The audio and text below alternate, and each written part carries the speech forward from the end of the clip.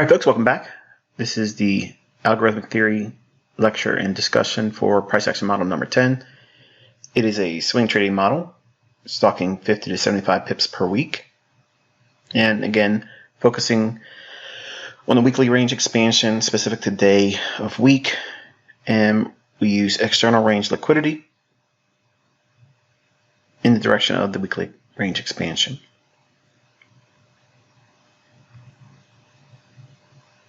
So when we're looking at this model, we're looking for external range liquidity with external range liquidity.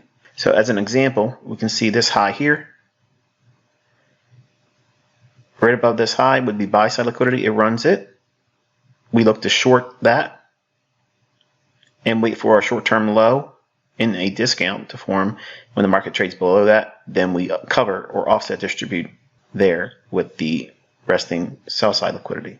So we're selling buy stops to get short, and we're buying sell stops to cover our short. So basically we're waiting for short-term highs to form when we're bearish, and we expect the range expansion to be down. We'll wait for our short-term high to be pierced. We'll sell short to those buy stops, ride it down to a future short-term low. So in other words, we're going to be waiting for a low to form, and then once it drives below that, then we'll pair that sell side liquidity pool with our cover, or buying it back from those willing sellers below the marketplace.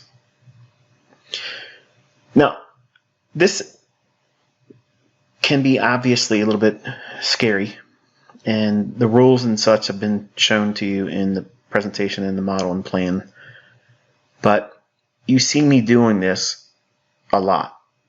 But when you hear terms like external range liquidity, it can be a point of confusion, because one could argue that from this high to that low, isn't that internal range liquidity? Yes, if you're going to refer to that range there. But I'm looking at this range from that low to that high. So when we went above it, the buy stops would be resting above here. Because of the short that took place here, traders would be putting their stop right above that.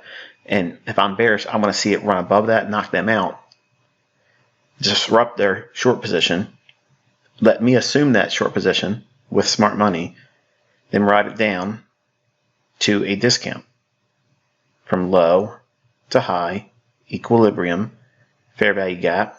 We trade down into it, wait for a short-term low, and drive down below it, and then cover. Okay, so this is the idea. Now this is when you're expecting it to go lower. If we look at the E-mini S&P, same premise here, but I'm going to be using it for a bullish scenario, and this is something actually executed on so you can see it. So we had a low to high, equilibrium would be resting in here. And when the market trades down into that small little gap,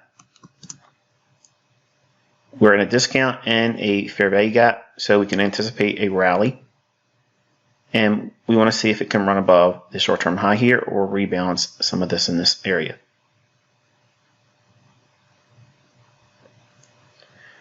So if we're looking at E-mini S&P, and this is a 1-minute chart, the question is going to be is what is the range? Like, what is the range to define external range? Well, you want to think about dealing ranges. Okay, and when I say dealing ranges, I want you to kind of think of it as a trading range. Okay, just how the market will stay within like a consolidated rectangle-ish kind of area. It may not look like a rectangle to you, but over time when you start referring to dealing ranges like this, you'll see why and how I frame them out. And this is one example of it here, where we have sell side external range liquidity. And I want you to imagine this little area here as a box or a rectangle.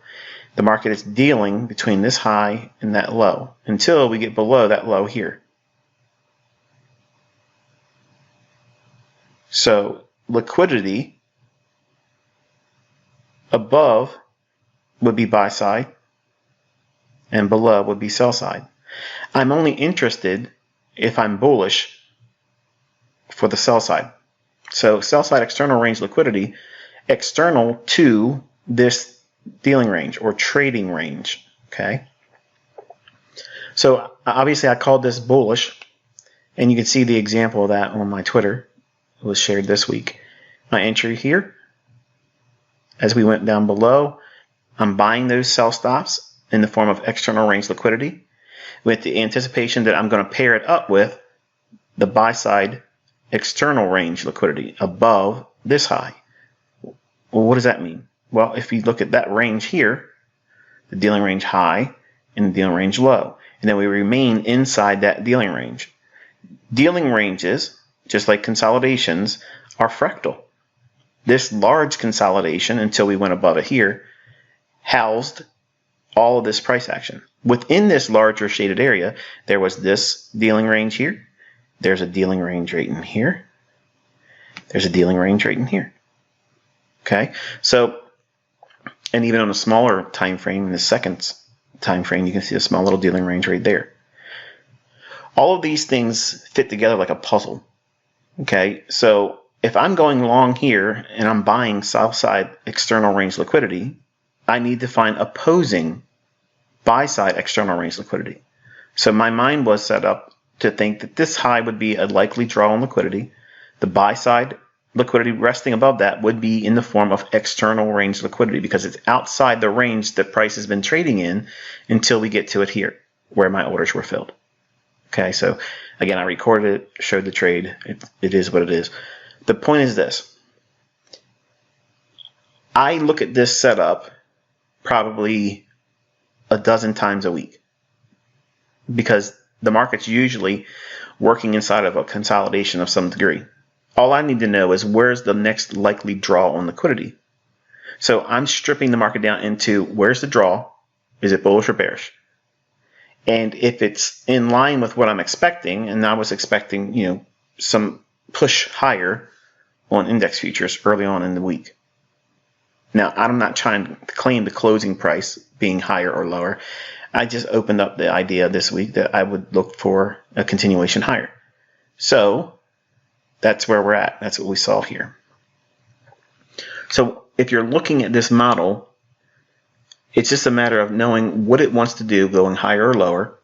And if it's going to go higher, or if you're correct in your analysis, we wait for the market to break below a dealing range for external range liquidity in the form of sell side. So that range that's defined here and the bigger shaded area here, both sides of their buy side liquidity here and here were the draw on liquidity.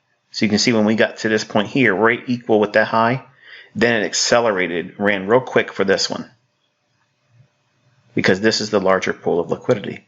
So the algorithm is not going to waste time just because it goes here. That's not doing anything. And this might be taught by other educators, books, authors, whatever, those that don't really know what they're talking about. They're going to say that the buying pressure sent price up here, when in fact all it was the algorithm spooling to get to this price level before all the orders are pulled out of the marketplace. So it's not buying pressure that ramps it up here.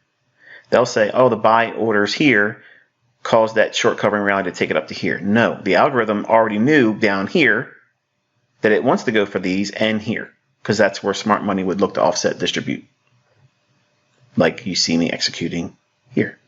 Okay, so it's not a matter of buying pressure that pushes it up there. It's a matter of algorithmic price delivery. So if we're bearish, we're looking for dealing ranges to see buy side external range liquidity tagged, entered into the marketplace there short, and then look for external range liquidity in the form of sell side to pair that up with this model. This pattern repeats very often because it's fractal. It appears in second charts, minute charts, 15-minute charts, hourly charts. It's all over the place. There's a plethora of setups that are available to you, but you still have to incorporate the measure of bias and understand time of day and day of week. So by blending those elements, you'll be able to find setups, a great deal of them, across the spectrum of a week or a month. You can make this model very complicated, or you can strip it down to what I'm showing you here. Okay, the ideas and foundation to using this model I've already given you in the trading plan and in the presentation about this particular model. But if you can just look at price like this, understand this part of it, when you go back into studying this model through the presentation and trading plan, it'll mean a whole lot more to you, because the foundation needs to be understood here. And once you understand what it is you're looking for, you don't have to complicate it. It's just a matter of buying below old lows and then selling it to old highs when you're on side with the bias. So hopefully you found this one insightful. Until next time, be safe.